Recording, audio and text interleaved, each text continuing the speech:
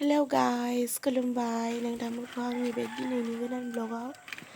नै जोङो दायो बोग्रि जानो नामायदों नोंथांमोना नायलांबाय थादो आंनि भिडिअखौ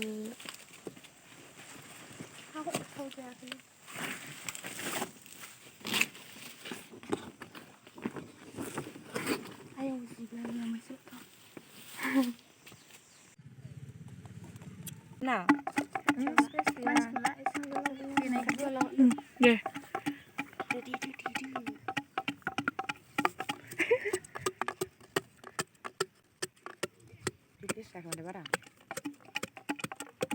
ग्लेब जाबाय जोंनिया नोंसिना सिदावाखै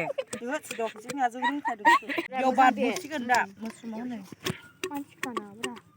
आं देनायनायगौमोनलै ना नै बोग्रिया दानखावगासिनो बिथाङा ने गलिजोब्बाय र' बिदिया sama दावखियानो गिलियाखै हनै इथिं हायगोन ओरै हायगोन देलै इखौ मा हाबा दिनसो दिनो जोंबो लाबोदोंमोन बेखौनो मा नोंसोर जानो हायदों लाबोदों ओइ धुनियासो लाबोनो होनदां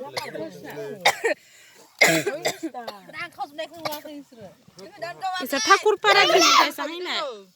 ओइ गुरियाव दानगोर नै सिङाव गथा गथासो थादों बिसोरहा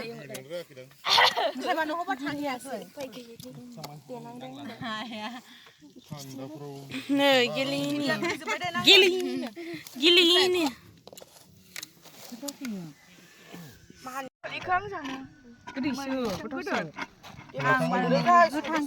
बिथिंना हन इउटुबावनो जासिगोन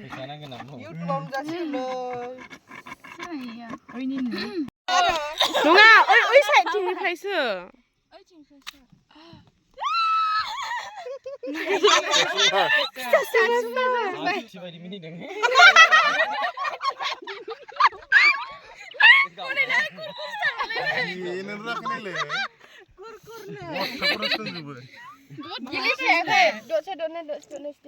नै जोंहा दायो बोग्रि जागासिनो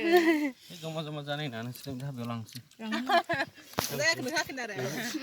खनसेसो जाहरनायसिनो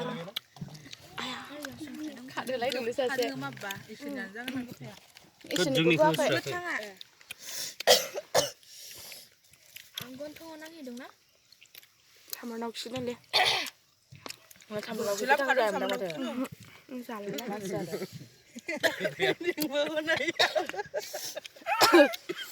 जानो हायालै बेखौ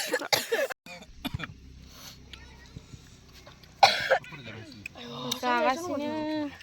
जादों गुजुदों बिथांमोना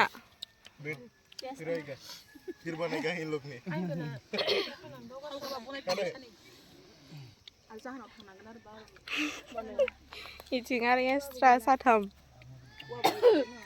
खारबाय गामिनिफ्राय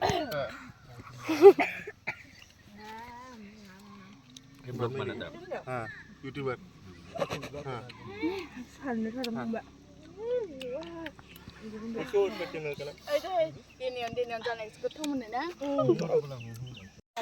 आलु बाय गाबनायखौ नुहरला गाबदोंनो बियो बोग्रि जानानै खोनायनो मेगन मोदैखौ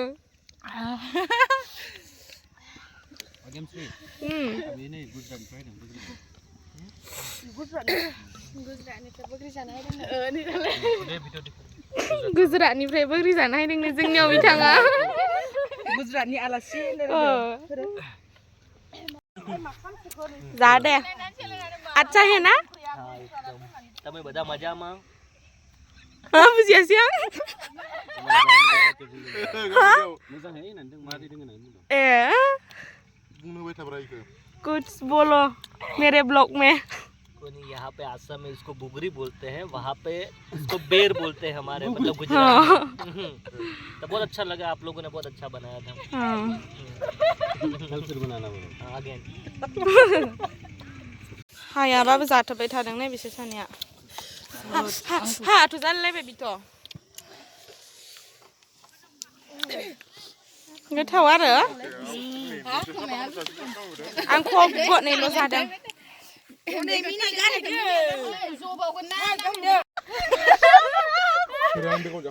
गाखोना लांना